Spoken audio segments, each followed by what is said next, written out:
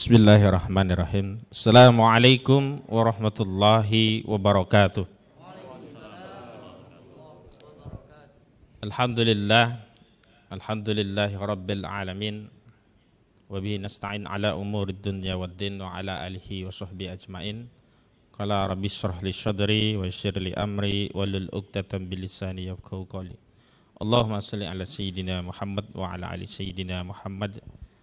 Amma ba'd. Terima kasih kepada Cak Slamet selaku tokoh senior di PKAD, juga tokoh dan ulama yang pada kesempatan hari ini hadir bersama-sama untuk menyampaikan sikap dan pandangan kita sebagai seorang muslim yang dalam hadis baginda Rasulullah sallallahu alaihi wasallam beliau bersabda, al-muslimuna akhul muslim la yaslimuhu wa la yuslimuhu wa la yakhdhulhu. Seorang muslim adalah saudara bagi muslim lainnya, tidak boleh menzolimi, menyakiti, apalagi menyerahkannya kepada musuh. Confirm, kita akui, kita yakini bahwa Ustadz Farid Ahmad Uqbah adalah muslim, beliau saudara kita. Confirm, kita akui, kita yakini bahwa Ustadz Ahmad Zain An-Najah seorang muslim, maka beliau saudara kita. Dan confirm Ustadz Anung Al-Hamad adalah seorang muslim dan beliau adalah saudara kita. Kesedihan yang dialami oleh keluarga beliau karena beliau ditangkap secara zalim oleh Densus 88 adalah juga kesedihan kita. Karena itu hari ini kita ingin menunjukkan sikap kita sebagai saudara terhadap saudaranya. Bahkan bukan sekedar saudara. Kita adalah murid-murid, beliau adalah guru-guru kita, ustadz kita, ulama kita. Beliau menunjukkan jalan kita tentang apa yang hak dan apa yang batil. Beliau adalah pengemban dakwah yang hari ini narasi dakwah itu mau dikait-kaitkan dengan terorisme sehubungan dengan posisi beliau Ustadz Farid Ahmad Uqbah sebagai Ketua Umum Partai Dakwah Rakyat Indonesia. Para pemirsa sekalian yang dirahmati Allah yang dalam kesempatan ini juga mengikuti melalui siaran kanal YouTube, saya ingin tegaskan beberapa hal terkait posisi kasus Ustadz Farid Ahmad Uqbah dan yang lainnya. Pertama, beliau adalah ulama, ketiganya adalah ulama yang masyhur, dikenal, bukan ulama yang tidak dikenal. Dan dikenal apanya? Kebaikannya. Dikenal dakwahnya yang santun. Dikenal dengan kalimah-kalimah bijaknya. Bukan dikenal sebagai pengemban dakwah yang boleh saja provokator ya, mengajak orang perang, mengajak orang membunuh, mengajak orang merampok. Tidak. Ketiganya adalah seorang pengemban dakwah yang lurus dan memiliki murid yang banyak tersebar di seluruh Indonesia. Punya aktivitas yang jelas, punya alamat yang jelas. Maka ketika terjadi penangkapan kepada ketiganya dengan dalih penegakan hukum dalam konteks pemberantasan terorisme, saya katakan ini punya motif politik. Karena sekali lagi Undang-Undang Nomor 5 Tahun 2018 tentang pencegahan dan pemberantasan tindak pidana terorisme di dalamnya menganut sejumlah pasal-pasal dan tidak ada satupun pasal yang memberi kewenangan kepada penyidik Densus 88 untuk mewajibkan Densus dalam proses penegakan hukum melalui proses tangkap-tangkapan. Tidak ada. Masih dimungkinkan melalui proses sebagaimana diatur di dalam kitab Undang-Undang Hukum Acara Pidana, yakni diawali melalui proses pemanggilan.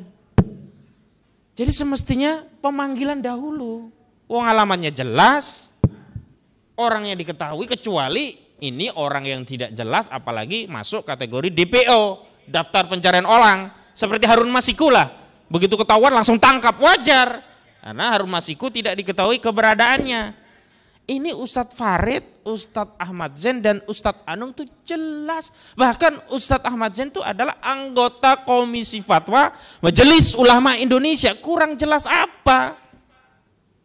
Bahkan semestinya Densus 88 sebelum mengambil tindakan yang arogan ini bisa meminta klarifikasi kepada Majelis Ulama Indonesia untuk mempertanyakan apa benar dugaan-dugaannya. Sebab apa? Ini bukan hanya menciderai ulama kita yang ditangkap, tapi juga mencederai marwah Majelis Ulama Indonesia karena ada anggotanya di framing teroris. Padahal anggotanya itu hanya mengajar kegiatannya, mengemban dakwah, membina umat. Pernah dengar Ustadz Ahmad Jen bawa bom? Pernah dengar? Pernah dengar Ustadz Jen tuh bawa granat? Pernah dengar beliau ini mengangkat parang di tengah khalayak menakut-nakuti orang? Ada apa orang yang merasa diteror dengan beliau? Tidak ada.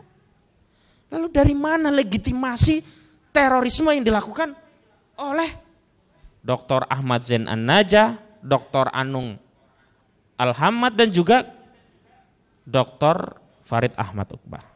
Jadi yang pertama, narasi tangkap menangkap ini lebih pada kuat ada motif politik yang nanti kita bisa urai apa motifnya ketimbang penegakan hukum.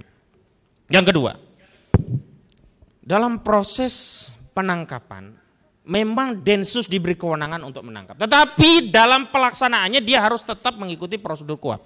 Di antara yang paling penting adalah dalam proses penyitaan barang bukti, Densus wajib membuat berita acara penyitaan agar diketahui barang-barang apa saja yang disita, agar diketahui pula jika itu tadi nanti tidak terkait tindak pidana yang dituduhkan, maka barang-barang tadi bisa dikembalikan kepada keluarganya. Lah ini semua barang diambil tanpa berita acara. Lalu apa bedanya kelakuan Densus itu dengan perampok? Kalau mencuri kan mengambil barang sebagian atau keseluruhan orang lain, milik orang lain tanpa izin pemiliknya. Tapi bagaimana kalau mengambil barang di hadapan pemiliknya tanpa izin, tanpa berita acara serah terima barang, ini apa namanya? Merampok. Dan ini yang saya ulang-ulang ingatkan kepada Densus 88 selaku penyidik dari Polri, tidak ada bedanya penyidikan mau kasus terorisme, mau kasus ITE, mau kasus pidana di KUHP, semua harus tunduk pada undang-undang. Semua itu kerangkanya adalah penegakan hukum. Lain kalau tujuannya ingin melakukan penzaliman. Dan nuansanya justru yang lebih kental adalah bukan penegakan hukum, tapi penzaliman terhadap ulama-ulama kita. Yang ketiga, saya sudah menulis panjang lebar dan dalam satu dialog dengan TV swasta nasional saya sudah tegaskan ini prosedurnya juga tidak menghargai kemuliaan marwah dan keyakinan yang ada di tengah-tengah umat Islam. Jadi saya sudah sampaikan istri itu mengakui bahwa masuk ke ruang muslimah pesantren putri dan di sana banyak yang masih tidak menutup aurat, dalam pengertian bukan telanjang, bukan, tapi tidak pakai kerudung dan sebagainya. Itu juga dalam konteks muslimah itu sesuatu yang harus dijaga. Nah ini Densus tidak memahami keyakinan tadi, atau mungkin bisa jadi tahu dan sengaja ya melakukan penistaan terhadap marwah muslimah, dan ini yang kita tidak terima. Satu muslimah saja pada saat ya Khalifah Al-Mu'tasim Billah itu Khalifah mengirim pasukan yang kepalanya ada di Amuriah dan ekornya ada di Baghdad. Ini banyak muslimah. Jadi tidak bisa dengan dalih untuk melakukan penangkapan kemudian melakukan proses-proses yang tidak sesuai prosedur hukum.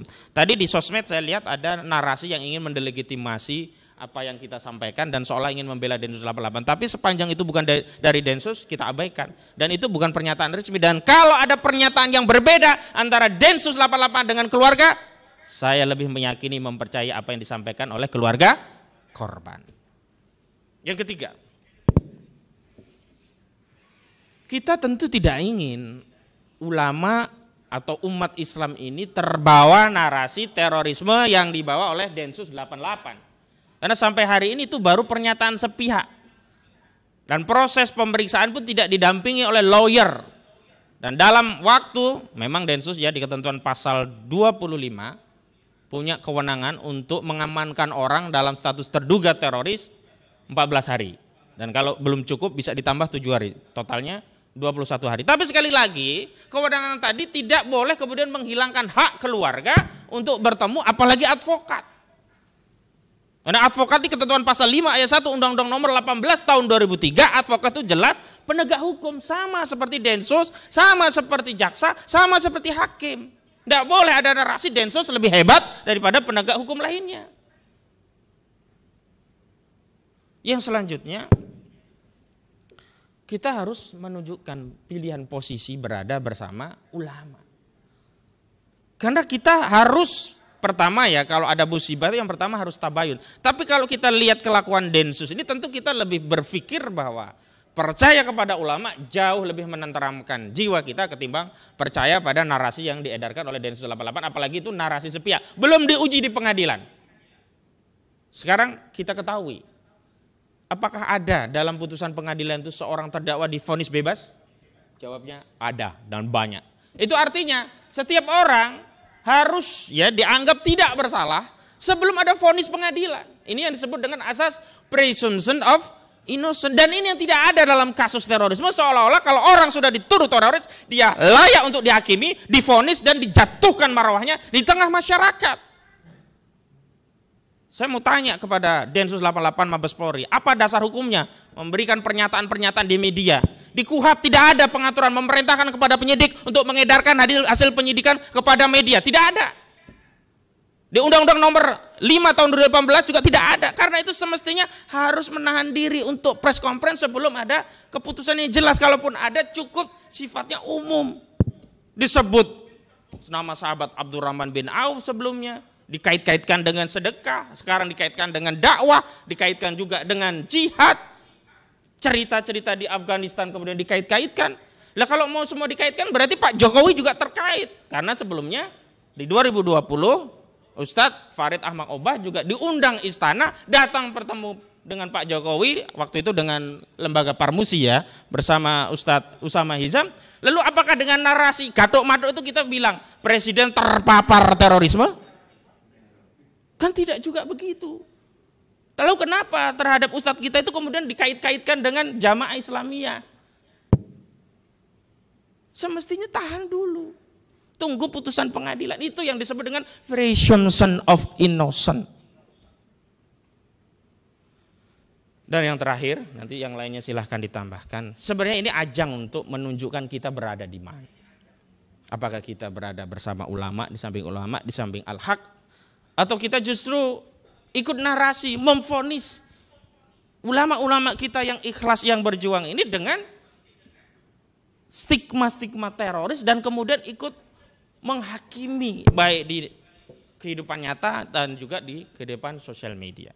Maka tadi saya bersyukur, gembira sekali Cak Selamat ternyata sudah banyak gerakan. Awalnya dari Jakarta, tadi di Solo juga melakukan pembelaan, dan besok itu di Banten, ada juga rencana di Tasik, dan mudah-mudahan ini meluas. Karena begini, kalau kita tidak bersikap, nanti ke depan ulama kita yang lain juga akan terus dibeginikan gitu loh. Dan ini yang kita tidak ridho.